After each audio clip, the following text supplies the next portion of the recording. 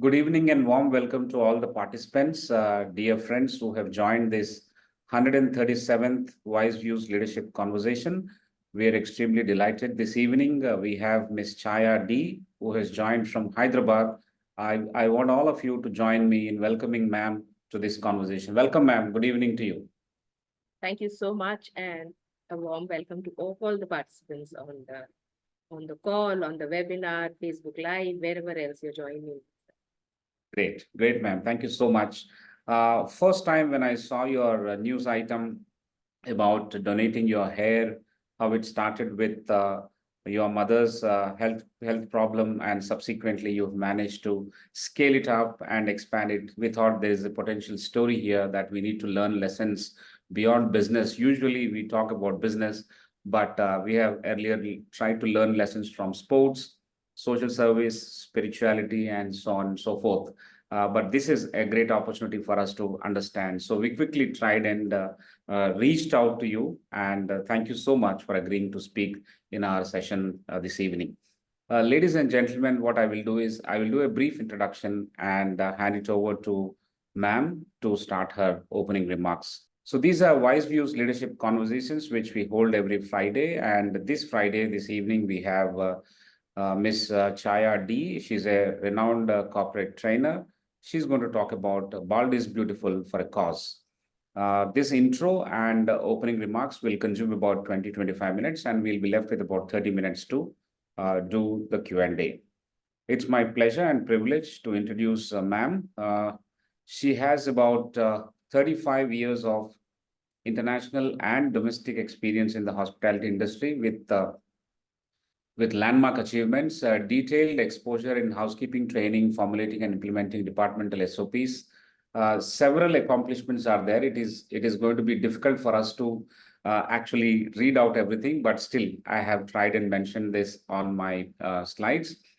Exposure and implementation, departmental SOPs, marketing, sales, and business development as well. In operations management and HR, including recruitment. She's a proactive leader and planner with expertise in business strategy, skilled communicator with exceptional presentation skills, fluency in 6 Indian languages. That's very interesting. Expert in working in multicultural environments, can converse with and train people from a diverse group across various ages and different levels of expertise, proficient at establishing quality measures and efficient operating procedures, with the distinction of streamlining operations. She is an out-of-the-box thinker, analytical with an ability to lead a team under extreme conditions. She's able to deliver training of any kind effectively with immediate and proven results. Creating and implementing build-to-suit kind of programs, that's the cornerstone.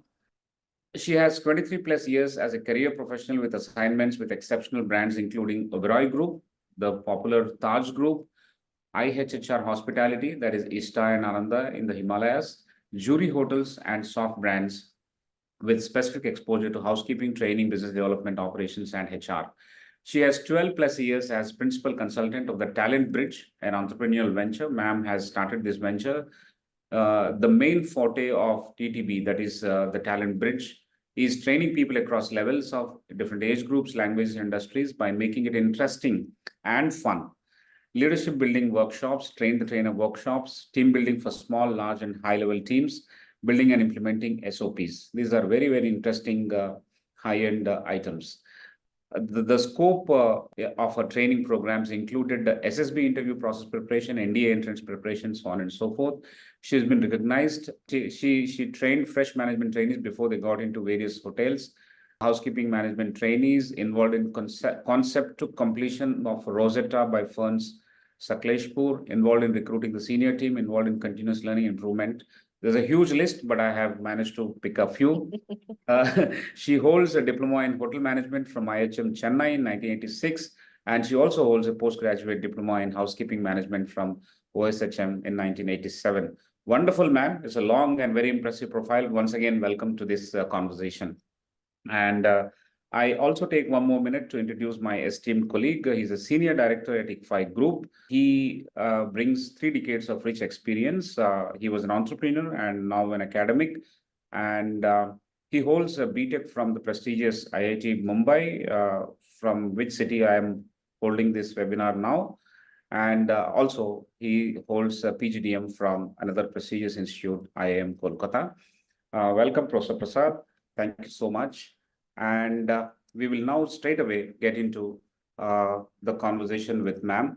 Thank you once again, ma'am, for agreeing to speak with us. We are eagerly waiting to understand your story and try and pick up some lessons for all of us beyond business. Thank you and welcome. Thank you, Professor Prasad and Sudhakar. In fact, when I got this call a couple of days back, I was in Gurgaon, and what I was doing there is getting a bunch of people ready to get into aged care in Australia and India. And it was a rather pleasant surprise. And now, when you went over my entire profile, the last lines actually kind of stood out, that I'm a mere diploma holder in hotel management. And here I am speaking for ICFAI, which does MBA courses. And maybe it was always a dream of mine to take up an MBA. But nevertheless, I think my lessons come from life. And it's indeed an honor to be invited by you people, with all of you. And once again, a very, very warm welcome to everybody who's on this call. And looking back, if there's one thing that I can thank COVID for, is this platform. You know, people from across the country, across the world can actually sit and listen to each other and feel we are like in the same sitting room. All right, it's been a journey, and I will not lie by saying that I was always an altruist like I am today. Life teaches you lessons, and I'm sure, I mean, I don't know the people on this chat, but there are lots of people who are definitely men. And I am taking, it's a disclaimer right in the beginning of this webinar, that a few of my statements, they are not targeted to hurt anybody here. They are not targeted to hurt any religious sentiments here. But yes, I will probably be touching upon the patriarchy of our society in our country. So, disclaimer, I'm not going to apologize for my statements because that's the truth. So, I grew up in a rather small family which does have conservative backgrounds. I was educated in a small state, rather unknown in those days, Orissa, which we now know as Odisha. And being one among three daughters in the family, there's something, I was academically pretty good, but there's one thing that I definitely prided, and that was my long hair. I think, you know, when we are talking about bald being beautiful, it's rather ironical that I'm advocating baldness, and we actually have to have a webinar to say that bald can be beautiful, which only goes to say that maybe baldness was never perceived as beauty in women. And it continues to be a struggle for many of us who have to say that I can still be considered beautiful. So I definitely prided my really, really long, thick, lush hair, if I can call it that. So growing up, plaiting my hair, wearing flowers in my hair, being from a typical South Indian household, and all of that was something that I always prided on. I never ever imagined that I could carry off short hair, forget about a bald look. And coming from a South Indian family, girls are not tonsured unless there is a what we call as mannat in Hindi, unless somebody actually says that I will give it up to God. So the other sisters in my family did go bald for the Lord Balaji sitting up there on the seven hills. Again, like I said, no disrespect to any religion. So it was my birth hair that continued, and that's how it is. I have been a part of an industry which is the hotel industry. And there are some rather strict norms when it comes to what is a professional look, what is a formal look, how should a person be presentable, whether it's the clothes we wear, whether it's the hairstyle we sported. So that was an industry that I studied in and I grew up in. So there were always these little boxes that we were put into, that women have, if they had long hair, it should be tied in such a manner. If they had short hair, it has to be in such a manner. And I went along because that was what was taught to me. I don't know if I can call it. My children have challenged this. Sometimes they're saying, who defined these formal looks, Amma? I unfortunately didn't have an answer for them growing up. My children also grew up having long hair and plaited and going to school, and the standard norms of what really defines a lady, what defines the beauty. Women are expected to have long hair, and it stopped it. It was probably the year was 1979. I'm not too sure. I'm sure others can this. Persis Khambata, a model, and a ramp walker, and she actually broke the glass ceiling, broke all kinds of societal norms when she decided to shave her head in order to bag a role as, I think, Lieutenant Ilya or something in the movie Star Trek. And it was like, after that, many people have done it. But somehow, even today in 2024, the reference goes back to Persis Khambata, an Indian nevertheless, born a year after independence. So I said, okay, wow. Thinking about it, I was also thinking of a movie that Raj Kapoor made. And Raj Kapoor Saab always made movies that broke a lot of norms. And Prem Rog was one of those movies. And thinking back or thinking about it today, I realize how society actually attached sadness to baldness, attached the fact that men could go astray if a woman had long hair, and if that woman was a widow, more so. So that movie actually talked about how this young girl, Padmini Kolhapuri, essayed that role. She actually is widowed on the day of her marriage or something to that effect, and how she, her sister-in-law doesn't allow her hair to be kept.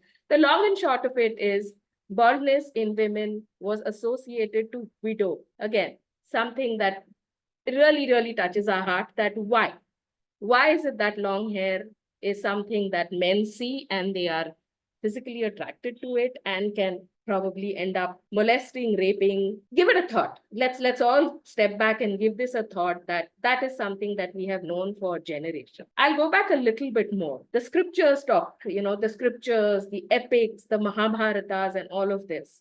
A war was fought because of Draupadi's open hair. Draupadi was touted to be one of the most beautiful women of our mythology, and her long hair and being dragged into court by Dusashan because of her long hair probably was one of the contributors to an annihilation of an entire dynasty of the Kauravas. So one thinks that if she was bald, then what would Dushasana have held on to drag her to court? Because she wore very few clothes, and she swore never to tie her hair till she bathed her hair in the blood of Dushasana. Okay, I hope I haven't gone overboard here, but there are plenty and more examples of how women were always told.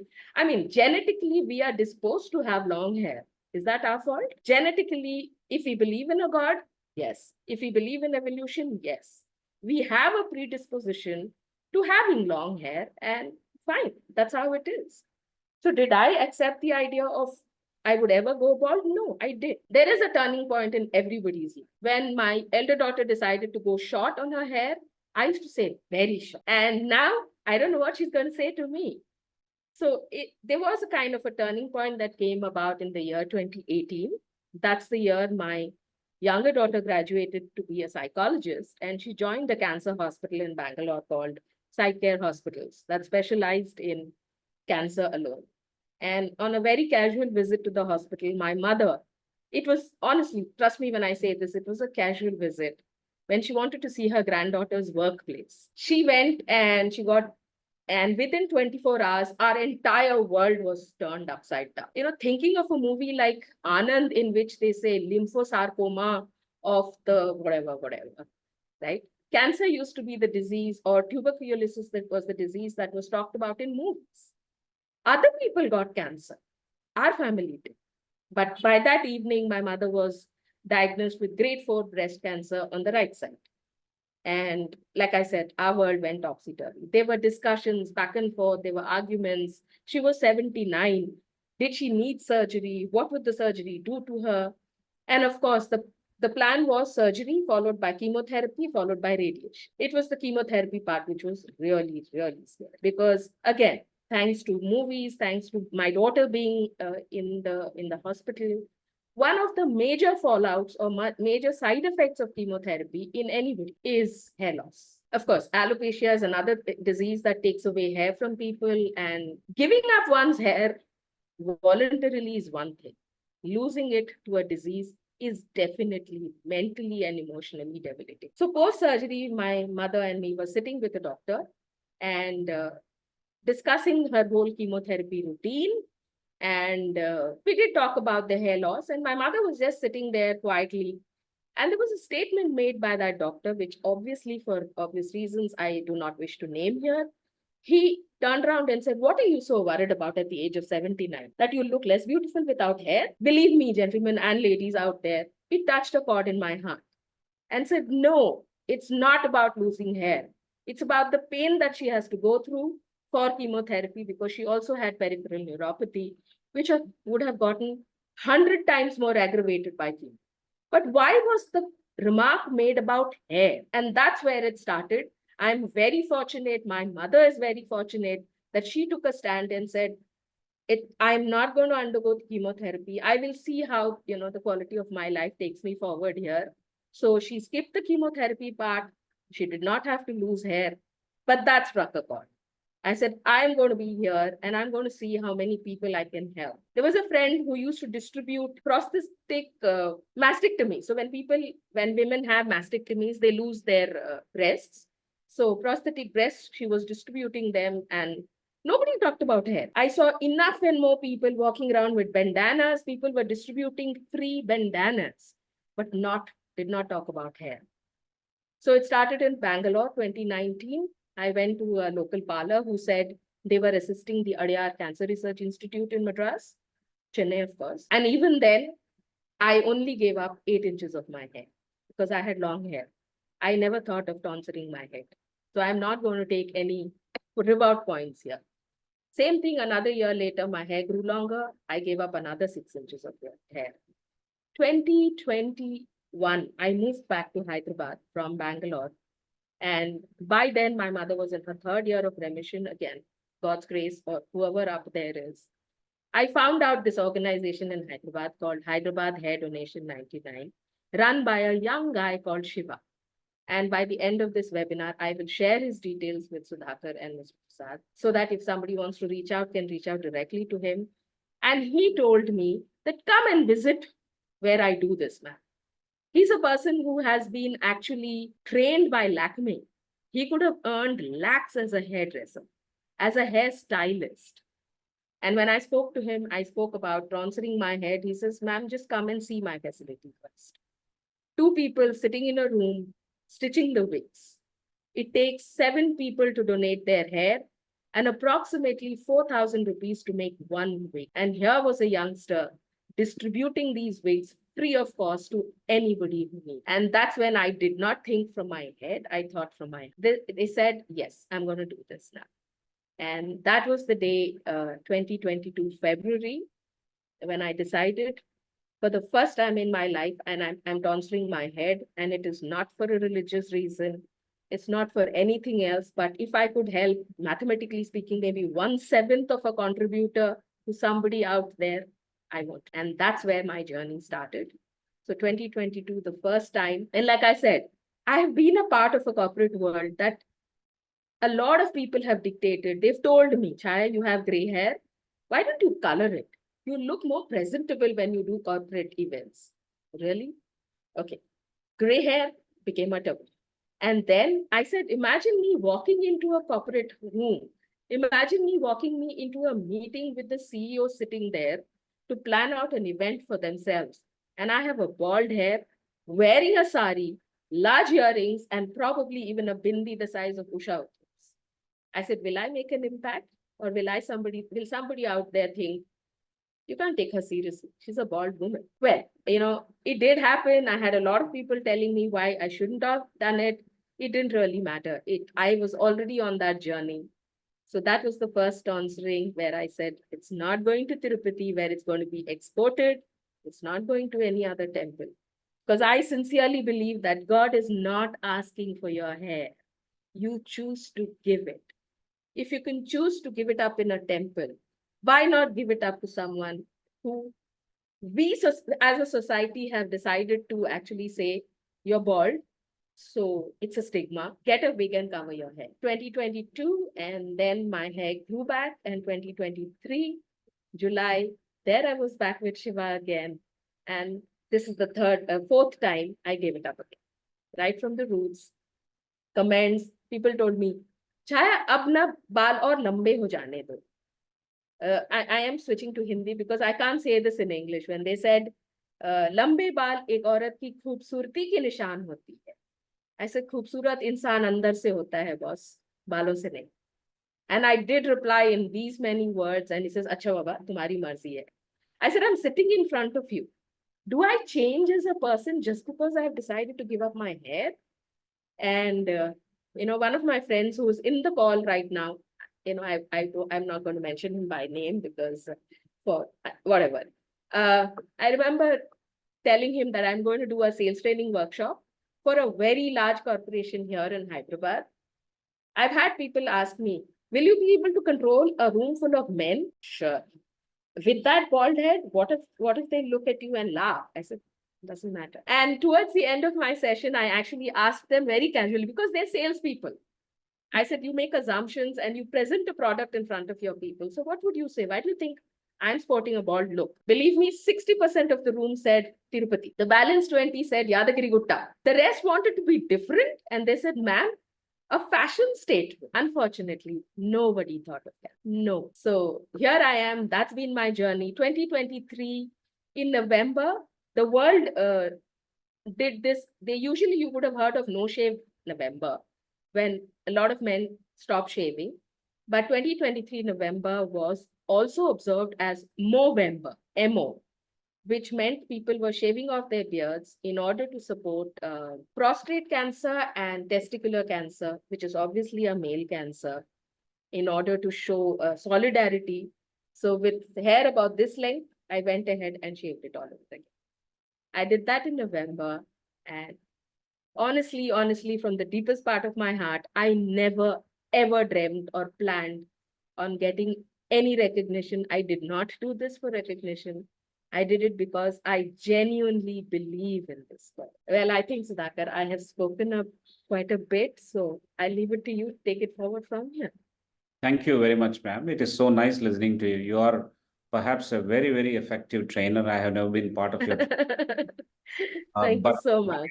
but it definitely signals that you are a very potentially effective trainer with this a little bit of time that we have had with you, first 20 minutes. Yes, we will definitely talk about it later. But this journey is very interesting. I want to at the outset share that a lot of talks that we have had, this is 137th, as you know, they revolve around business, they revolve around about economics, about country, about engineering, technology, entrepreneurship, and of course, sports and spirituality to some extent, and some civil society members when they drop in where they talk about the initiatives. All we have learned lessons from everywhere, but this is more about personal incidents triggering cultural stroke historic reflections and then trying to touch a chord with all of us. If this is not talked about, if this is not, when you said you didn't ask for recognition, obviously you didn't ask for recognition like it came after you, in the sense a lot of people wrote about you, a lot of people probably talked about you, and then we thought we can pick and choose some of the lessons from here and as applicable to all of us. A strong individual, ethically grounded, morally confident, is the person who is going to be a great leader as well, whichever domain he or she hails from or going to work on. So that being the belief, we have reached out to you and we've had this conversation. We just started this conversation with you. Some of the points that you mentioned about your disclaimers, there's absolutely no problem about it. Absolutely no problem about it. You have very clearly mentioned there are good stories, there are bad stories from our epics, from Mahabharata.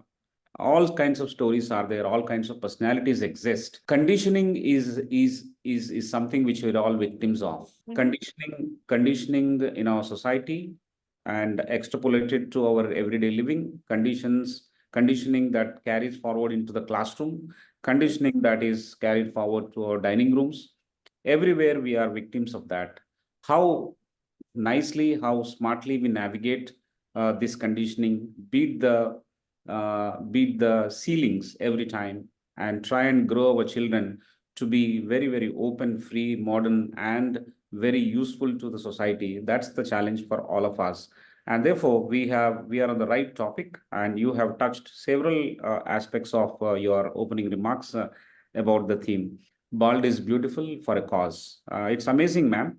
I think one very, very strong point that you mentioned is at a particular point, you said you will stop thinking from head, but you will start thinking from your heart. So that's where there is a lot of room for leaders to learn from. On this happy note, I would like to take your permission to begin the Q&A. And Sure, please. I want to request Professor Prasad to come in and start session 1, that is the cluster 1.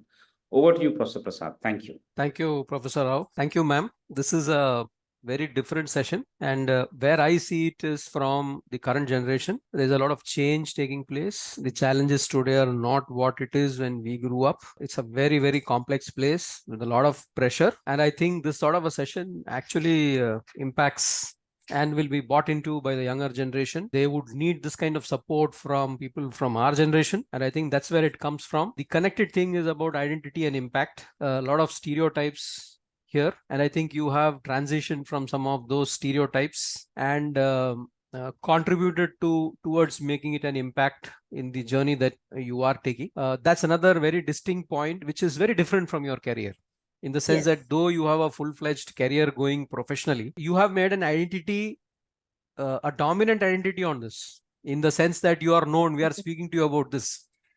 Okay, though we do have some questions about the training and development aspects, but we are speaking to you about a completely different identity. And I think that's something that a lot of people should be taking away, because life is not just work, profession, or personal. I think there are other ways in which we can make impact. And I think that's one of the points that I'm able to see in this session. Thank you, ma'am. Can I move to the first question? Yes, please. Waiting. Yeah. You have been in a corporate career, and then how do you describe your career shift to training and development in an entrepreneurial venture? Okay, I was in operations when I worked with hotels, so various departments. The shift towards training was because I think I've always wanted to make a small difference in people's lives. And I felt learning and development, as we call it now, or training in the older days, definitely is a medium through which you can touch people's lives. You can make a change in some people, the way they work, the way they think, allowing that space to grow, because a well-trained organization is probably great for the employees and great for the market there. So that's what the transition was when I moved into training. Entrepreneurial journey is yet another story. I was in that position where I lost a job in 2009 and I had nowhere to go. I had hit the glass ceiling as far as salaries for women were concerned in the hotel space. And then I launched myself as an entrepreneur, and the going was not easy. But when I look back and I say it was totally worth it, because the number of organizations in a job, I would have worked for a place. But as an entrepreneur, I have touched many, many, many more. So that's been my journey. So, thank you, ma'am. A supplementary here. Yes. Is there a connection between what you do in learning and development and the accidental altruist? Yes. Because accidental altruist, I say it because, I never thought I would walk down this path. But what is the connection? And it's as recent as 2 days back. On Wednesday, we did the graduation ceremony for 26 people who were going abroad. And each one of them, when they stood up to talk about their journey in the last 15 days of training with me and other people, the one thing that they mentioned is, I tell stories. That's how I do my training. I don't use PowerPoints. I stand and tell stories. And stories, actually, the world revolves around stories. And whether it's my bald head, whether it's experience with my mother, taking care of an elderly person, it's my stories that actually inspired them. And that was very humbling when I heard people stand up and say, ma'am kept us engaged from stories from her own life. And that leaves a far more, I really don't know. I fall short of words when I say this, that my stories, whether it's with students in a college, whether it's with 45, 50-year-old people, I have always shared my life stories as the base for my talk. Excellent, ma'am. I think what we are saying here is that what comes from life sounds very real. Yes. There is an impact and it is very believable.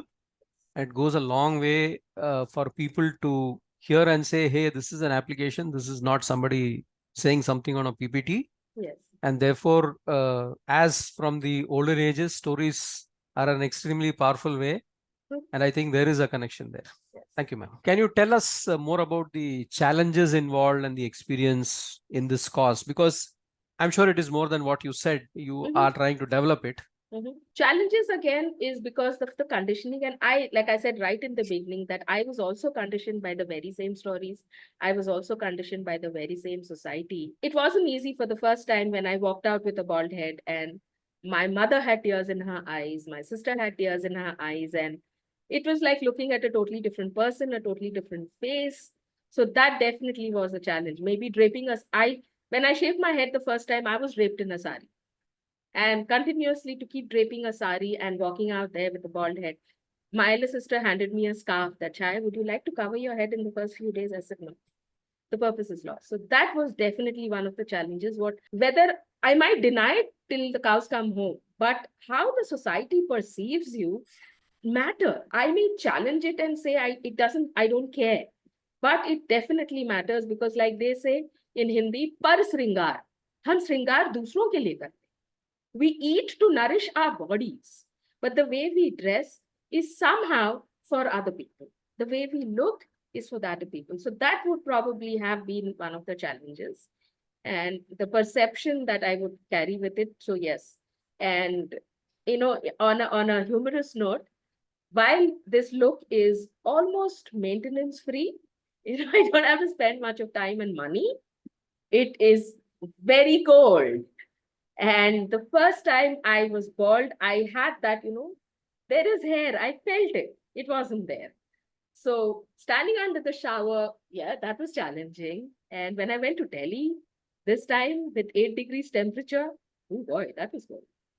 So I mean, that's of course on a humorous note, but otherwise, I think it is just the perception of people looking at you, which was the biggest challenge for me. Otherwise, from within, I really did. Wonderful, ma'am. There's a lot of leadership and management in what you're discussing, so it sounds very otherwise. Let me look at two aspects and delve into it. First is, how do you communicate beauty to encourage others to join your cause? Could you just say that once again? Let me hear that thing. How do I promote beauty?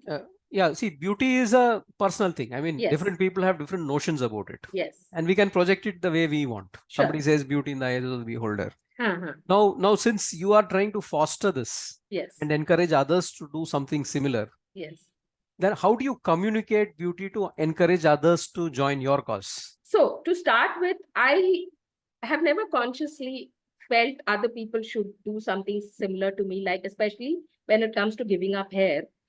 My own family, my own sisters, my own children cannot do it because whether I want to deny it or accept it, it requires a little bit of courage to consciously walk out into society this way. So I have spoken to people more on the lines of how else can we support this cause? Like I had mentioned a little while back, even a small monetary contribution can help. So this afternoon, I was thinking about how, while working with corporates, both directly and as an entrepreneur, I have come up with ideas for CSR initiatives. So corporate social responsibility is something that every company talks about, small or big. So we have done blood donation camps. We have done so many other things. So my thing is, can we do a drive where people come forward, 1 out of the 100 people working in a company, and say, I'll donate my hair? Can we come up with a CSR strategy where we do something like a crowdfunding? It requires somebody, and I'm talking about one Shiva in Hyderabad. There are hundreds of Shivas. There are lots of people who are doing this. I've had friends who say, give me your hair, I'll take it to Africa and sell it. And I say, if even as a society, even if 10% of us can come together and say, let's do this for a cause, because it's not just cancer. There are lots of people. There are men who suffer from alopecia. There are women who suffer from alopecia, cancer. These are only 2 things that I've done. So that's where I'll say, if we can hold the thought of what is beautiful and do this, our way of giving back to the society in a little way, that's probably where I come. And as a trainer or as a person, as an entrepreneur, I would encourage people from this webinar to come forward and reach out and say, okay, 2024-25, as a part of our CSR, we would like to do a drive. I think then we would have achieved what we had started up. Thank you, ma'am. So that still leaves this challenge of communicating beauty to left answered. Some corporates are trying to do that because of the evolving norms in society. I come to the next question, ma'am. Now, you're also handling personal growth, professional growth through your leadership programs. Now, for most individuals, their biggest, they are themselves their biggest force in personal growth. Yes. In your role, how do you catalyze this? You have demonstrated, something of personal growth in what you've done. Now, in your role as a leadership mentor, catalyst, how do you catalyze personal growth? How do you bring this about in others? Partly, of course, would be personal example, where I'm standing in front of people and I share my own example. And I think, sometime back, I had this conversation with some people who are leaders in their own spheres of work. And the discussion was about success, as to what defines a successful person, what defines success. So there were a lot of things that were talking about monetary success, their position success, going abroad and making a name for yourself. And then I remember saying that in that case, then I don't stand anywhere to be a part of that elite crowd, because I can't put myself in a box over there. So personal growth is not about just doing, there are KPIs, there are KRIs, there are so many things that measure professional growth. But how do I define, how do I become, how have I grown as a person? So whether it's a CEO of a company or whether it's the leader of a company, an HOD, if he or she has managed to actually reach out and genuinely made a difference in a few people's lives. As a hotelier, I stay in hotels, and I've just come back from staying in one of the leading 5-star names in the world today. And it saddens me to say this, that people are not looking at personal growth. There are wonderful people who are working for this industry. If only more people took the time to tell these kids, they are growing in this industry, how to be more human. I have joked about it that I cease to be a person when I stay in a hotel. I cease to be a person. I am a room number. So if I remain a room number, it's like Kedi number 420. You are not identifying me as me. Personal growth comes when the general manager is walking on the floor and is able to identify people by their name. Stops and asks, yeah, your wife was unwell. Is she okay now? You had kids, congratulations. How old is your child? Or it could even be that I heard you bought a dog. He doesn't have to do that for 350 employees. But if he can do that with he or she, or they can do this with a handful of people that they interact with on a daily basis, I think that's personal growth. When you have begun to recognize people as people and not just as mere employee number 456. And that's what I taught to my. This is very interesting, ma'am. We have takeaways for education, and the critical question is what defines success. Because not everyone can be what the UGC or the NIRF defines as number one in their rankings, and yet everyone can succeed. Yes. I think there's a very important thing here about how do you define success, and I think there are far more takeaways here than what the world currently follows, even in the professional world. Because you can actually flower, even if you take education industry, each institution can actually flower by defining itself very differently. So that's one takeaway I can find from what you said. The second is how to be more of a human. And this leads me to the next question that one of our audience has asked, looking at the title. Okay. So it's more like, a takeaway from the title. Is being bold better, or being humble and vulnerable in a situation? What are the cues? This is straight from the question filled in by a respondent. Humility. Yes. Humility trumps being bold. Because bold can come across as brashness, as aggressive. And there is only that much we can achieve by aggressiveness or, forcing our views down on someone. And somebody very rightly pointed it out to me that you may think, you're defining beauty and you say you're still beautiful, but then go and find a man who likes you the way you are. I said, fair enough. So and trying to tell somebody that, yes, bald is beautiful, I don't want that aggressive approach. And I think humility is definitely that humble part. That humble part is, this is how I choose to be. That is more important, because aggressiveness will not get me anywhere. I'll probably have more people who will be against my ideas than with me. So humility trumps boldness. Boldness is required. Having said that, in certain places, probably being a little loud or little bit, more assertive than aggressive to say, "Ki, this is my way of thinking and I'm not forcing you to think the way I am." But the more humble a person is and realizes that I have done this. So am I allowed a minute to talk about something that happened in my life? Absolutely, ma'am. That talks Storytelling. about Yes. humility more than humbleness.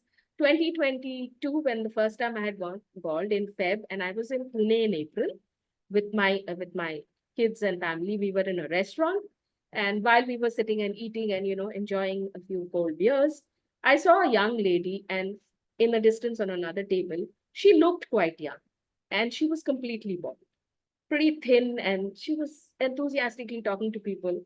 I couldn't help myself. And I walked up to her and says, you look really beautiful the way you are. So she said, "Ma'am, auntie, I can't help. I'm fighting leukemia and chemotherapy has done." So I decided to just let it go and see if somebody looked at me and says, "You're the first one to walk up to me and say this to me, ma'am." So then she said, "What about you? I hope you're not." I said, "No, I'm trying to help people like that is." And what she said was, "Few more people like you, ma'am, will probably make a huge change to people like us." So that humbled. And then I said, it's no point going aggressive. And that's why I was really taken aback when people decided to do an article on me in Times of India and elsewhere. I was talking to Shiva this afternoon, and I told him in Telugu that this is not what I was looking for. But he said, "Ma'am, if people like you are there and others listen to you, then people like me can do better for life." So I think humility. I was totally humbled by that girl's response. Excellent, ma'am. I think this is what the world requires. This is what the world pays attention to nowadays, not the conventional definitions of success. Yes, true. Thank you for that. Thank you, ma'am. We come to the end of this cluster. All right. Huge thanks for being that example. I hand it back to Professor Rao. Thank you, ma'am. It's such a wonderful conversation going on. What I was noticing was several comments in the chat box by members from the audience. I request them to raise their hand. We are now in the second cluster of Q&A. So those who raise hand, yes, there is one Bhaskar who has already raised his hand. Before we go to Bhaskar, I have one small question, ma'am. You have mentioned that you are a trainer, definitely, and you tell stories, and that's what people like. The trainees like that part. The underlying message to all of us is that stories which are authentic are relatable, and therefore they like whatever you're going to mention subsequently. Stories are the biggest hook and biggest triggers for a training program or for a leader for that matter. In any conversation, any talk, any session where we are supposed to impart something or share some valuable insights from our experience, I think the beginning point is story. Storytelling has got art as well as some strategic content. It has got substance and style. So my question is, ma'am, everyone's life has got several personal stories. I mean, I don't want to assume otherwise, but very few of them are able to process those stories and make a priority list out of that, and then pick up those stories in a manner that are going to create some impact in their work. For example, in your case, when you're training men and women in various organizations. So there's a lot of process that happens. It is not random stories. Every story will not work. So there is a deep reflection as well. So ma'am, if you were not a trainer, would you have ever told these stories? Was my question to you. And an additional point is, how do you motivate yourself? Because when we talk about reflection, it is a continuous conversation with self. Yes. There's no denying that. Continuous conversation with self happens when there is a deep-rooted motivation, self-motivation. So how do you keep you? We're all human beings. Absolutely. What is your mantra for self-motivation that we can pick from you? Oh, wow. Okay. Yes. Stories, and how do we bring it into a training scenario? And coming from various backgrounds, it's not always necessary that, we have to bring in our real life stories there. That makes a bigger impact. And people like you, me, all of us who talk to people very often will obviously somehow it will come into the conversation. But, being a good reader, reading different genres, you can see that right behind me, which is a part of my library. I've realized that reading a lot also helps add on to the story where you can quote.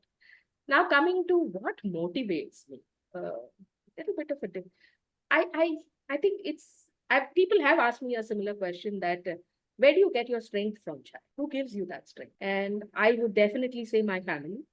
And like my dad this morning, when he read this article in Telugu in Namaste Telangana, he said, more than you, Chaya, I think you should be thankful to your mother. I said, yes, of course. This is because your mother decided at the age of 79 to undergo the surgery and stood her ground, stood her ground and said no to chemotherapy. So I think, yes, I said yes. Yesterday, when the photographer was taking a picture with me and my mother, he said, you exist because of your mother. I said, yes, I do. So she is an inspiration. She motivates me. I mean, she makes a fuss about every time I make a say again. And I'll say, okay, just think I'm going to Tirupati and giving up my hair. So motivation, a lot of it comes from inside because I say this to a lot of people, even in corporates, that a monetary incentive will finish at the end of the month. And after 2 months, the monetary incentive becomes a part of the salary. But if you're able to actually pat somebody on the back and say, good job done. So for me, I think that's the motivation when I feel I'm happy with my decision. It comes from within. And that's probably, if I say this rather, vainly, it brings a glow to my face. It brings a genuineness to my smile because I truly, truly feel this from my heart. And that's what pushes me to go. When I became an entrepreneur, I was not just an accidental altruist, I was an accidental entrepreneur. I was pushed into. And if somebody asked me about why, I have no answers. If somebody told me to teach them to be an entrepreneur, you guys sitting there can do a better job. Became an entrepreneur. So my biggest motive is my family, my mother, my dad, my kids, and that close circle, and a few wonderful friends who have always stood by me with never ever judge. And one of them is, I know for sure, is sitting in this level. One of Wonderful. my biggest motivators and saying, hey, Chaya, you can do this. Wonderful, ma'am. Wonderful to know that. See, motivation sometimes is overflowing, sometimes is depleting. Yes. And the mantra to success lies in the fact that you have ways and means to replenish that motivation. Of course, it comes in your case from close circle of friends and a very, very clean conscience and a clear heart, and you want to make some difference to lives, you want to touch them.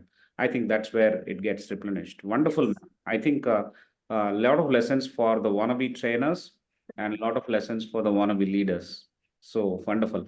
I'll now request Bhaskar to raise his question. Over to you, Bhaskar. Yes, sir. Firstly, ma'am, I'm truly inspired by your story. I mean, story I'm talking about, and but I would take just 10 seconds to appreciate Sudhakar sir and Prasad sir. I mean, it's like, nahin, I mean, it's like because I have passed out 13 years back from ICFAI, and he has really motivated me to, join these sessions and listen to, these kind of sessions. I mean, I'm totally out of my mind. Anyways, you talked about this entrepreneurship. I mean, it's a stark difference, ma'am. I mean, between entrepreneurship. I mean, because I was into a corporate job. Mhm. I was into a corporate job, and I moved into entrepreneurship, so into consultancy. So what I was just trying to understand from you, ma'am, I mean, it's like your brevity. I mean, as a woman, I mean, how can I motivate people who are so entrenched, in this corporate, this, matlab, क्या बोलते हैं mistake I just use Hindi. I Sure. mean, I don't have a word for it, but they are entrenched in these cushy, comfortable jobs, earning lakhs. I mean, it's like with their families, they are enjoying their vacations and all these things. Into a Because I am into a different field, into Mhm. AI and ML. I mean, artificial intelligence and machine learning and all these fields. These are uncharted territories. I mean, the people don't want to venture into these things. They think, IT people, especially IT people. Mhm. Yeah, so they don't want to venture into this. So how do I convince them that, okay, fine, I mean, join my matlab, come and join with me. I mean, it's like at least I'm going to give you exposure, and then you can flourish. I think Bhaskar, you get the gist of it. I mean, it's I like, do, I'm I do, sorry. Bhaskar. I feel that, and at the end of it, there's just only one thing I'll say, that don't even try convincing anyone, because Okay. then it becomes your decision for them. If they decide to do this, and a lot of people they need that security of a job. They require that salary coming at the beginning of the month, and uncharted territories, the waters are too deep. And I say this from real life experience. It was very scary. So my only thing that I will tell you, Bhaskar, is let them be, because convincing anybody is not your job. They need to do this if they feel strong. But ma'am, I mean, it's like just one adjunct point. I mean, it's like if you don't dive deep, I mean, it's like you never find out for anything. I mean, it's like you just swim in shallow waters and you feel you are the winner. It's like me teaching people how to face an interview. I give them questions. I don't give them answers, because those answers will be my answers, not theirs. Right, right, ma'am. It's the same thing about entrepreneurship. You tell them about your journey and you talk about it. And if they dive deep and say, okay, yes, then I think you won it. Otherwise, I personally feel, let them do their deep dive. Right, ma'am. Okay. Point taken. Thank you. Thank you, Bhaskar. Thank you very much, ma'am. The takeaway is that at a leader's level, at a level of a motivator and an influencer, I think it is our job to trigger them Yes. into thinking, deep thinking, and of course into action, that is deep diving. I think what starts and what is more manageable at a scale is to trigger people into their own thinking, and the power of questions will allow the incumbent to draw his or her own lessons, and that is far more useful than a question and solution mathematics guide. Yeah, so we need to, I use that because we need to make a distinction between what is already available, because you're always Yes. tempted to go and look at the solution when you have the question and answer in the same page. But life is very different, and it unfolds in ways that are more unimaginable than what we have been used to. And I think triggering questions and motivating us to unlock it ourselves has been very, very useful, as you have explained. Thank you so much, ma'am. I hope Bhaskar is going to benefit and use it entrepreneurial venture. May I request Ashutosh to raise his question? Over to you, Ashutosh. Ashutosh? Yeah, he has become speechless. I like that. All right. Yeah. So by the time he finds courage to voice out his question, I'm taking this liberty because Ashutosh must be trying to open the mic. Another question that we have There now he is, I think, unmuted. is there. Oh, Yeah, very good evening, Sudhakar sir, Prasad sir, ma'am. good evening. My question to you, ma'am, is like when we talk about entrepreneurship, people don't take, people only talk about the soft skill, but they never talk about the, people always talk about the soft skill. Like nowadays, it's artificial intelligence or machine learning or data science, whatever Okay. it is. Okay. But when we talk about the hardcore skills like physics, chemistry, maths, and all, these also these things contributes a lot. Like for a simple ready wala who is doing a job selling a sari, then he become an entrepreneur, setting his industry.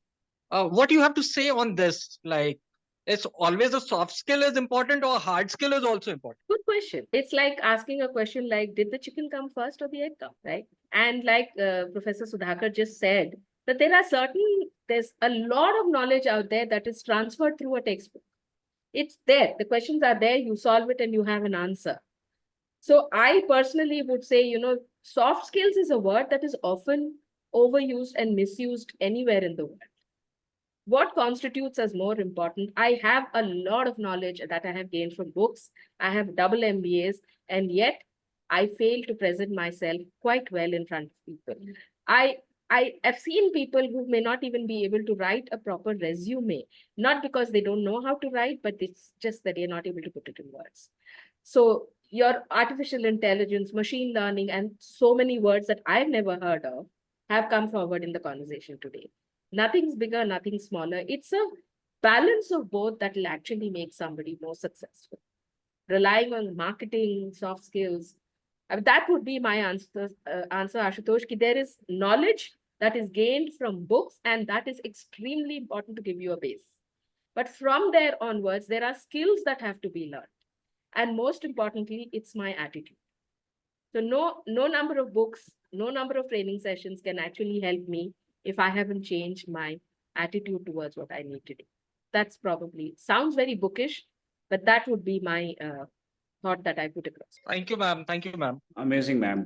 I think you have touched upon the ask formula. Oh, yeah, right. Correct. It is not the knowledge, and it is also not the skill, but it is the attitude that would refine and define the skill, which uses knowledge where required and then make you successful. When I say successful, more impactful. A wonderful takeaway there as well.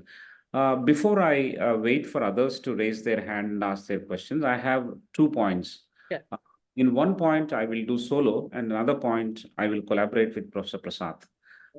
The first point I'll take up is in many situations in our work and life, we have truly pressurizing situations. For example, pressures from different corners, multiple situations at the same time. Yes. Would you like to help us resolve this? You have any tips, 1 or 2 tips as to how to handle pressure from multiple points at the same time? It could be work, it could be non-work as well, but pressure is pressure. It doesn't distinguish between your work and life. True. Any solutions that we should work on this? So the storyteller Chaya comes back. She never left any which ways. She's still here. So when it talks about pressure, I'll go back to when I was forced into being, I was an accidentally, no, not accidentally, but forced entrepreneur. It was the beginning of my elder daughter's journey into college life. And I had applied and taken a loan of close to 5 lakhs from the bank for her education. And I had 2 more girls who were going through school. And so it was their schooling and then college. So it was a long journey for me. That was a massive, massive pressure point. The steadiness of an income at the end of the month or at the beginning of the month. The number of sleepless nights I have spent over this is mind-boggling. I had zero marketing knowledge. I did not know how to sell my skills. I did not have the bandwidth or the money to advertise on any forum. Facebook or any other social handles were practically non-existent at that point of time. And that probably was a huge pressure point for me. And I still said, one day at a time, I can deal with this. There will be some form of the other. And maybe again, advice that, while I was working, I had to buy some money in SIPs, which again, I know nothing about it. I don't know about short-term gains and long-term gains, but somebody from there, not a very religious person, but I have faith. And then my faith told me that there will be some form where you will get that support. And the strength of my networking skills helped me deal with that pressure. And that was just the beginning. And there are lots. I don't think I really want to walk down, but I feel I do not believe in that whole story about to talk to the universe and the universe will align itself. There are billions of people, billions of snowflakes who are exclusive in their own way, billions of feathers that are exclusive in their own way. So the universe is tired of listening to all of us. Listen to yourself and see, how do I deal with this? Trauma makes a person stronger is something that I've heard about it, but trauma just doesn't make anybody much stronger. It just helps a person deal with it if I can face with that trauma. So pressure is some sort of a trauma, and financial pressure is debilitating. Somebody falling ill during that time is also very, very difficult. And I'll say, if I could survive it, all of you can. Deal with it one day at a time. Look around, some help will come from some point or the other. Even if it means in the form of a word, a supportive word, somebody who gives you that first break. That first break for me came from a well-wisher, and that first break was my thing. So pressure, that's how it is. Great, ma'am. Great. Thank you very much. You put it so nicely. So much we expect from a trainer, definitely. But in my own language, the takeaway is that during your peacetime, when there is no trouble or when there is no pressure point, you need to build your network, and then that will come back and help you in your wartime. I think that's a fantastic takeaway for all of us. Individuals at an individual level, it's a very, very important takeaway. People Second, have told me about war chests which contain money. I think a war chest with people who will support by you, will stand by you, is probably way more precious than that. people are more precious than resources like money. Yeah. When there are more people who can help you, I'm sure multiple resources beyond money can flow in. Super. Handling one day at a time is also a fantastic approach. When the mind is cluttered because of pressure, I think we generally lose the spin and we don't know where to start and how to approach. But sitting down, trying to figure out what it is, it's like opening a page in your mind and putting a pen to it and start writing 1, 2, 3. So one day at a time is a very powerful strategy in management. There are jargons to it, but in the simple language, one day at a time reduces the clutter, gives you an approach strategy to simplify it and tackle one after the other. And that is the best way to actually look at a knotty issue that's up there in your mind. Unravel one by one. Unravel one by one. That's great. That's great. Thank you so much, ma'am. Now I will request Professor Prasad to come in. And the question is, we are going to discuss that Professor Prasad is an architect of a fully online MBA program that ICFAI has launched. Many executives have joined this program far and beyond with greater work experience. And Ms. Chaya D can also join the ICFAI online program at an appropriate time, and you will definitely get. No, I say this with pride. That our MBA program is an amazing MBA program, customized, personalized to the domain that you hail from. Of course, Professor Prasad will tell you more about it. He is the architect. So the question is, Professor Prasad and ma'am, how do we bring in our curriculum or in our pedagogy and the methods that we connect with our learners? How do we bring in this aspect of building on emotion, learning from soft skills, at the same time trying to make some difference to their lives? We are very busy putting together modules and units and credits and trying to graduate them. That's what happens in many schools, especially when it is online, when people are having a lot of work experience who joined us. If that kind of crowd is there, how do we, because this is a common point. If I draw a Venn diagram between you and Professor Prasad, the common thing is you handle a lot of work people. People Yes. who are working in various organizations are also studying with you, learning from you. Yes. It happens to both of you. How would we bring in our design some aspects like this to learn from life and keep pushing our boundaries and make some difference to lives of many others? It's at a leadership level. Definitely, it is applicable to all of us. And I'm sure it is relevant to not only the students who are going to join us, the executives who are going to join us, but it is relevant to all the people who have joined on the screen today to listen to Chaya ma'am. So over to both of you, you can choose who will speak first. I think I let Professor Prasad lead here. Thank you, Professor Rao. Thank you, ma'am. I think learning is about you. It's not about me. And this is something that educators, particularly those in higher education, have not yet fully got. We talk about learner-centric, we talk about student-centric. But I think the central point is that learning is about you. And learning outcomes is about the outcomes you have achieved, not the grades that you've got.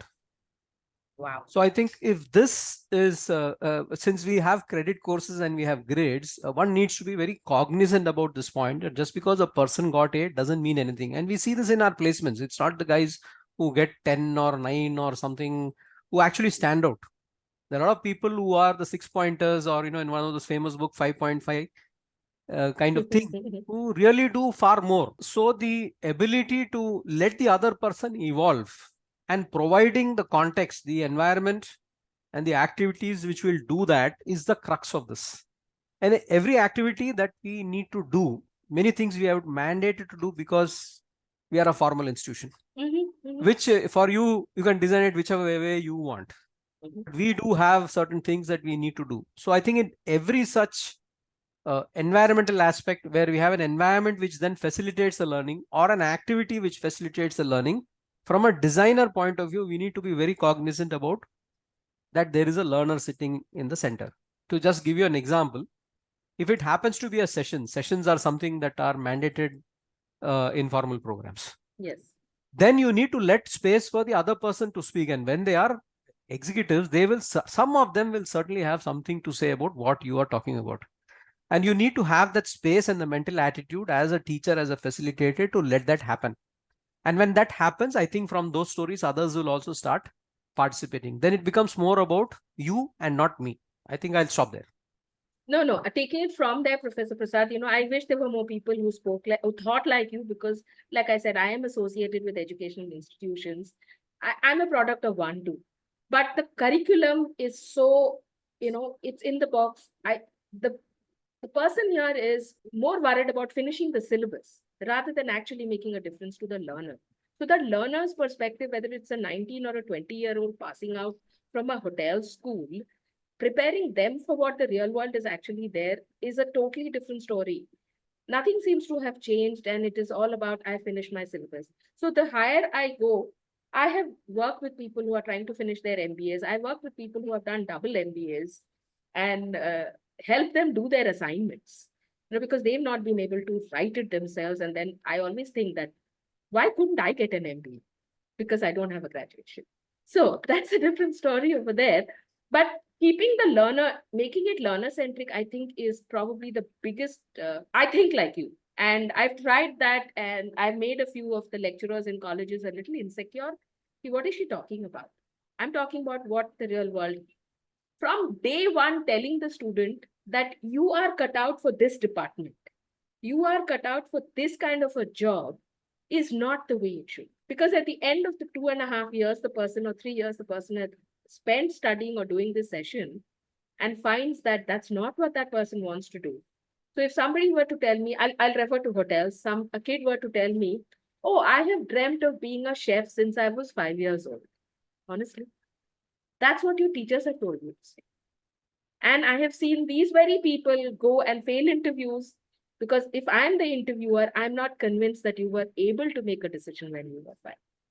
And still cleared it because you've got excellent cooking skills, you have got excellent knowledge, you've lasted for 3 months in the industry, and you've left. So even if, following what Professor Prasad said, as we make it more learner-centric and listen to what they are telling us, rather than always expecting them to listen to us, I think we can start making a dent in how the learning outcomes will be far more impactful than they are today.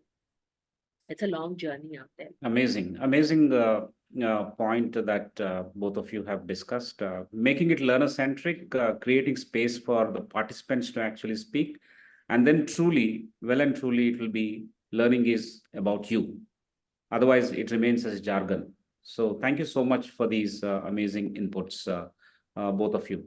I will now move to the other part of our conversation, and Dr. Shantanu Roy has joined. Would you like to raise your question, Dr. Shantanu Roy? Ma'am is actually conversant in Bengali as well. I'm just using the time I have before. Yeah, I think fluency in Telugu, Tamil, Bengali, Odia, Hindi, decent knowledge of Malayalam and Kannada, again, makes me probably to connect with people more at a personal level when I'm able to speak to them in a language they are most familiar with. Because English throws off a lot of people. Okay. I have understood that generally these things are done by doctors. Wherever they are working in different states, they try to pick up the language, and also administrators, they're civil servants. They try and pick up the language because generally they are posted in states other than their own. It's mandatory as far as I know the army is concerned. They will pick up a Punjabi and put him in a Madras regiment.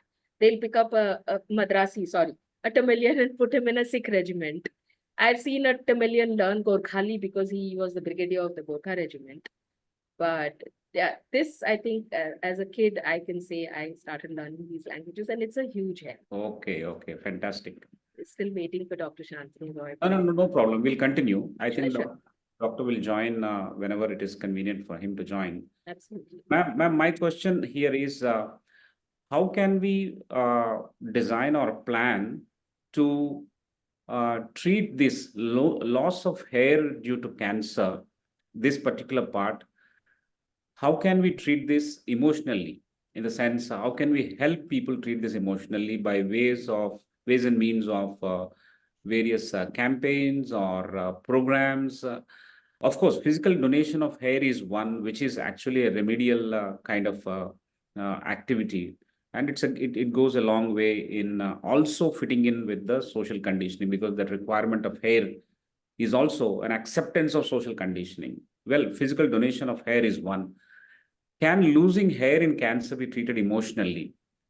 What are some thoughts on that? How effective can those ways and means be? Tough journey. And again, I think, I think Bollywood, Hollywood and all have treated this. We had a few movies like Gone Kesh, Ujda Chaman, Bald. These movies are talking about the similar thing. The emotional trauma is, again, I'll probably say that in our country, especially because my exposure has been mostly in India, and when I've talked to people, mental health and what can such situations do to a person's mental health is not really, people don't pay attention to that. Not much at least. And they make statements. Even a doctor can make a statement like, oh, what's the big deal about losing hair? So, Professor Sudhakar, how do we give that emotional support? So maybe more and more people should reach out. There are plenty and more mental health specialists who stand by, and they give the necessary support. But it's only if families recognize it. It's not just about hair, because even when we're talking about the actual surgery itself, there was a school of thought which told my mother, just, mastectomy, remove the breast. And her doctor, a lady, she stood by and said, if you had testicular cancer and I told you that I'm going to cut off your penis, how would you take that?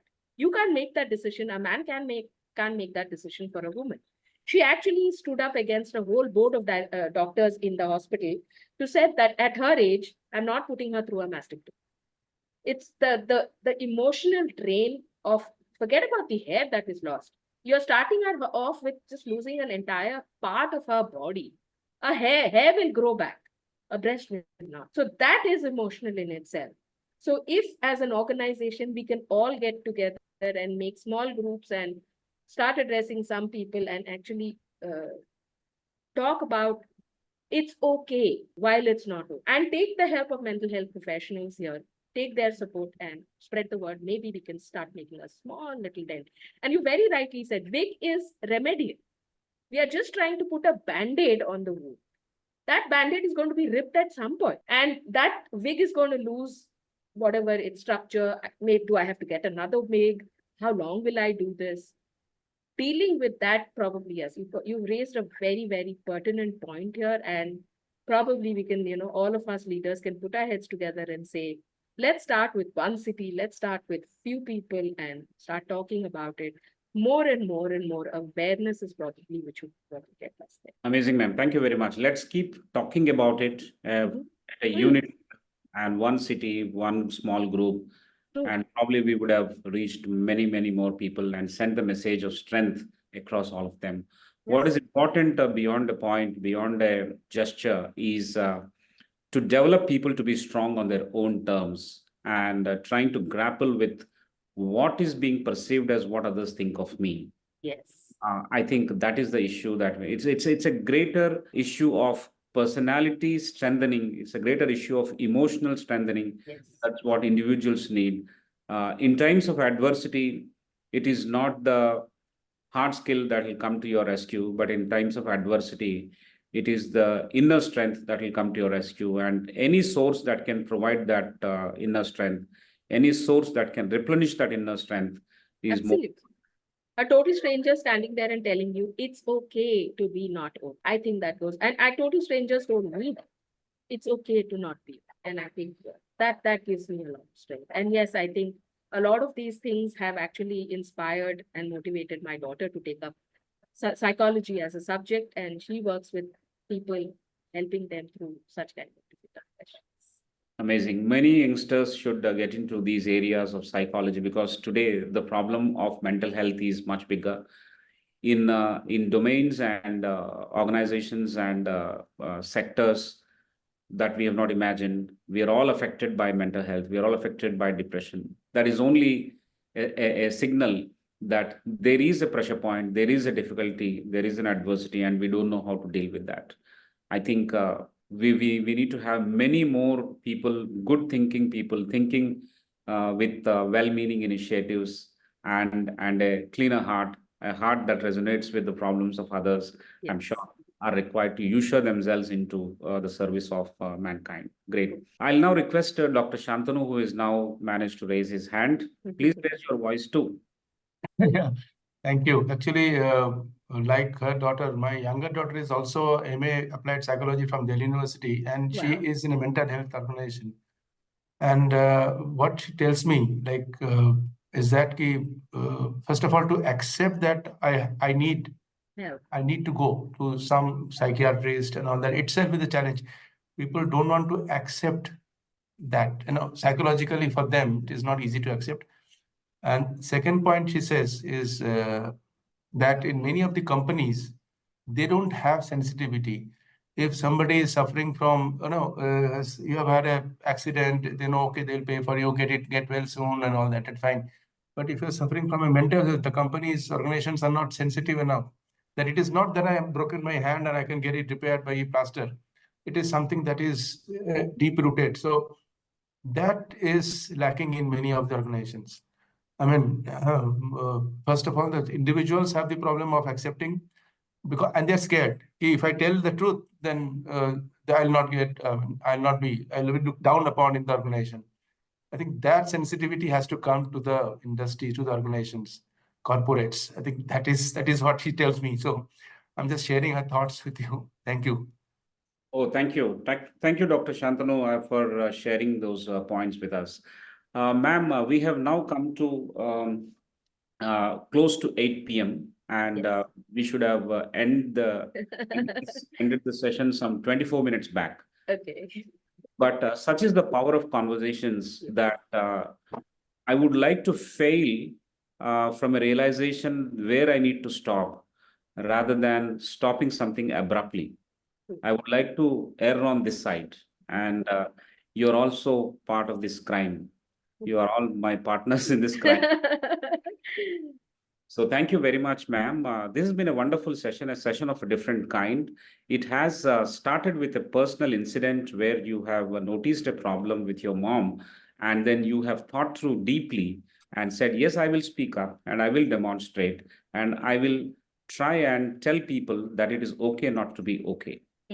Second, and the most important takeaway during this conversation is that if people don't listen to their heart, and if people don't raise their voice, cutting across societal norms and conditioning, because offices, society, in our society, people would always voice out what is normally accepted.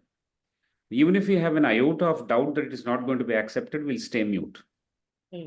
This being the background, a leader who raises the voice and says that it is okay not to be okay, we need to help people. You have also helped them scale up. The 1/7 of a contributor that you have been 4 times and 5 times in your life so far is a trigger for 700 or 800 of them to come in. Yes. I'm sure when you said 1/7, there are 6 others who have chipped in. Absolutely. Absolutely. So that's a beautiful way of focusing on. You don't have to be religious, you have to have faith. Now, I take that statement which you made outside of ourselves, outside of our home, outside of our mind, saying that, yes, you have to have faith in 6 others. Such a powerful connect it has. Of course, it starts with having faith in yourself and brings in 6 others. So that's a very, very important takeaway. The trainer that you are has also helped, ma'am. The trainer is always constantly thinking, trying to use the signals that come from heart, and that's also truly useful for a leader who is not a trainer, but trainer may be one domain of a purpose or a profession, but leaders are trainers themselves. Yes. They motivate people by walking around, they motivate people by talking around, they motivate people by demonstrating. Teachers are leaders. They sit in the classroom, they stand in the classroom and they keep talking. Mentors are leaders. They'll be influencing lots of mentees. I think it is applicable to all of us, and large section of them are in the audience now, including myself. It is useful to everyone. So that's a fantastic way of trying to establish a connect deep in your heart, and then create that for being useful to many others outside, in your own society, in your own training ground, and in your own office, so on and so forth. The other one is that how do we handle pressure points? How do you reduce that into a simple point and then handle one thing at a time, one day at a time, and try and simplify it? As in your own words, as you said, you unravel one knot, one layer at a time, and then move forward. The fifth point is handling emotional trauma, handling mental health. I think all of us will have to chip in. Youngsters more so. I'm sure this generation has both more number of people in mental trauma. Earlier, people did not share and communicate. Now more people are reporting it. So Yes. therefore, I'm taking the liberty of saying this generation has got more incidents of mental health or emotional trauma. All of us have, all generations have. So, but this generation also has got more people ushering themselves into the service. Mhm. I think that needs to be appreciated. It is not by age that we pick up these softer issues and strengths to heal others. I think it is by a sense of realization that we build ourselves to be useful for others. I think that's the takeaway. So therefore, there is a lot of faith in this generation, apart from having faith in the generation that is previous to the current generation as well. Networking, building relationships genuinely, authentically during your peacetime will come back to help you in your difficult times, in your times of adversity. We should learn to deal with these pressure, and once whatever your investment in the normal days will come back and help you give your benefits in a difficult time is something very, very useful in different contexts. So with these wonderful takeaways, I feel, and I'm sure everyone feels here, that it is a very, very fulfilling conversation and a talk that we have had this evening.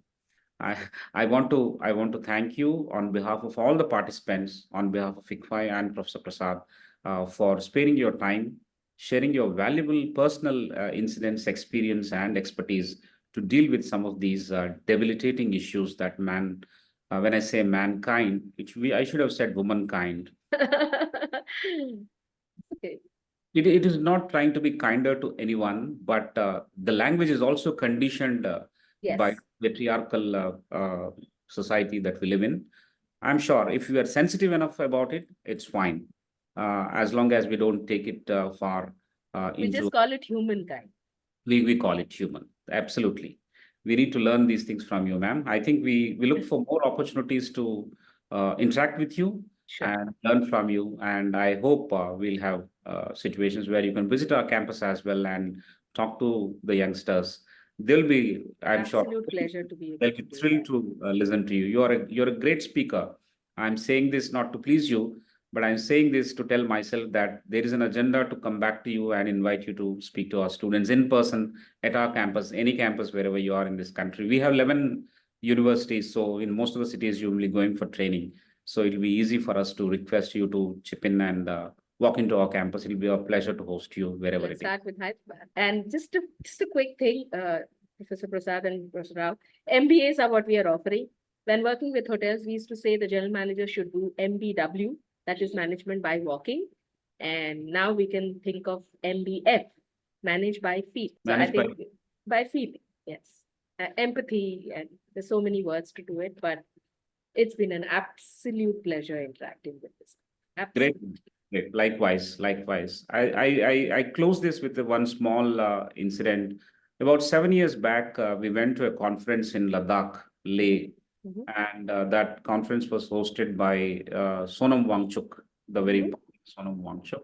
Mhm. And he themed the conference as 3R to 3H. I remember reading about this, but please. Yeah. Read, write, arithmetic 2, hand, heart, and there's one more. Okay.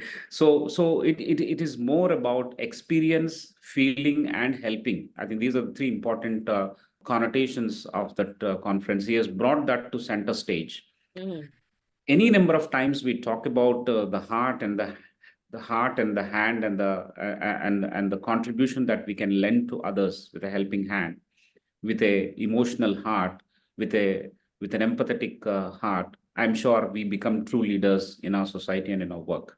So that's the takeaway. And today also we have seen some of those points covered by you. So I thought I'll close with this and thank you once again for being with us this evening. Thank you, ma'am. And ladies and gentlemen, friends who have joined us this evening, thank you for patronizing us, for being with us every week, week after week for 137 weeks now. We will take your permission to take a small break next week because of a technical problem we have. That is on 16th of Feb, we will not have a webinar like this, but we'll come back on 23rd of Feb at 6:30 p.m. same time. And we have Professor B.J. Rao, the esteemed Vice Chancellor of University of Hyderabad. He's going to talk about a very, very interesting topic, how we should think and how we should contribute to well-meaning thoughts. That itself is the topic, that itself is the title. We'll share the communication with you, but there is a gap of 1 week in the intervening 1 week.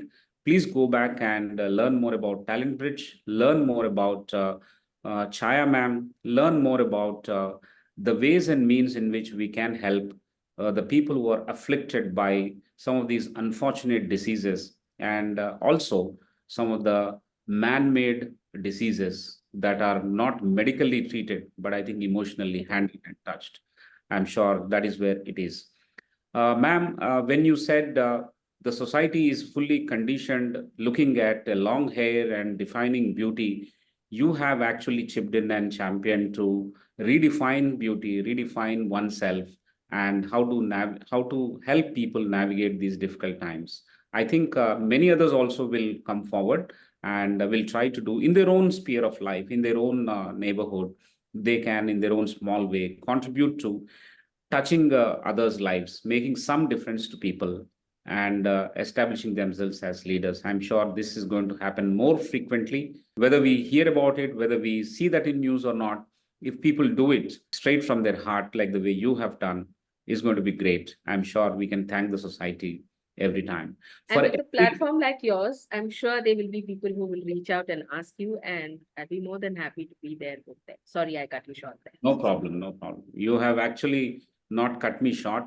You have helped us speak in the right language. You have helped us champion and help champion people to come forward like you and do something in their own way, in their own right. So this will stay with us for a long time. What we'll do is we'll attempt a small summary, ma'am, and we'll share with you. With your approval, we'll host it on our archives. And those who have missed this session will go back and look at the video as well as this text summary. And that will happen in a couple of weeks from now. And I'll share with you the video as well as the text summary for you to correct it. And because certain things we can go, sometimes they miss when we recap the entire session. But you can help us with adding your own points to that. And then finally, we'll host it. So thank you, ma'am, once again. And friends, I will see you on 23rd of Feb at 6:30 p.m. Till then, have a nice weekend and keep thinking about others apart from thinking about yourself.